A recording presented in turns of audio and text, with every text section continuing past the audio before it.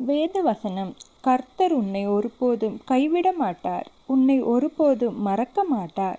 எபிரெயர் 13:5. அன்பான தேவ பிள்ளைகளே, இந்த நாளில் கர்த்தருடைய பரிசுத்த நாமத்தில் உங்களை வாழ்த்துகின்றேன்.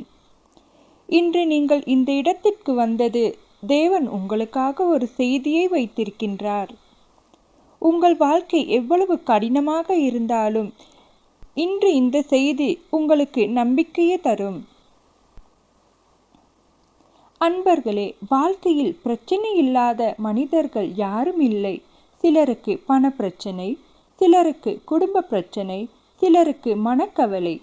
சில நேரங்களில் நாம் நினைப்போம், நான் மட்டும்தான் இப்படி இருக்கின்றேன் என்று. ஆனால் உண்மை என்ன தெரியுமா? நீங்கள் தனியாக இல்லை. தேவன் உங்களை பார்த்து கொண்டுதான் இருக்கின்றார். சாத்தான் உங்களுக்கு சொல்லும், உனக்கு வேறு வழியே இல்லை என்று. ஆனால் நம் தேவன் சொல்கிறார், நான் உனக்கு வழி திறப்பேன் என்று.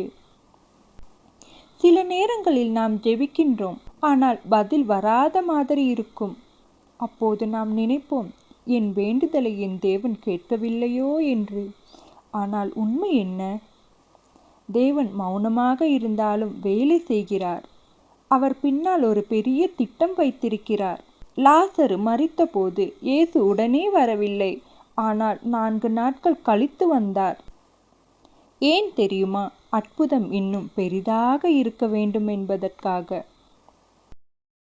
நாம் நினைப்போம், இப்போது வந்தால் நல்லா இருக்குமே என்று. ஆனால் தேவன் நினைப்பது, சரியான நேரத்தில் கொடுத்தால்தான் ஆசீர்வாதம் பெரிதாக இருக்கும் என்று. சில கதவுகள் மூடப்படுவது நல்லதுதான்.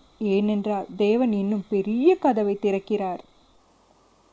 யோசேப் சிறுவனாக இருந்தபோது கனவு கண்டான். ஆனால் உடனே ராஜாவாகவில்லை. சகோதரர்கள் துரோகம் செய்தார்கள்.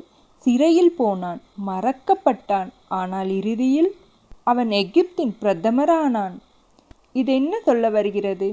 இன்று நீ அவமானத்தில் இருக்கலாம், ஆனால் நாளை உயர்வில் இருக்கலாம். தேவன் உன் கதையை மாற்றுவார். நம்பிக்கை இருந்தால் முடியாதது முடியும். திறக்காத கதவு திறக்கும்.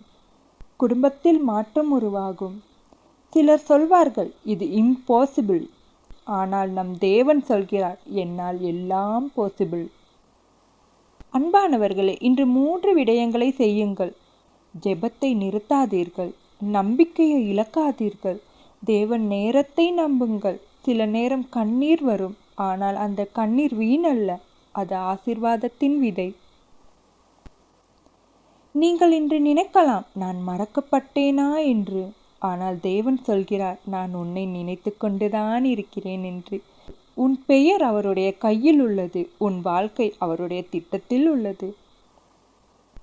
அன்பான தேவ பிள்ளைகளே, இன்று இந்த செய்தியை மறக்காதீர்கள். தாமதம் மறுப்பல்ல, கண்ணீர் முடிவல்ல, பிரச்சனை இறுதியல்ல.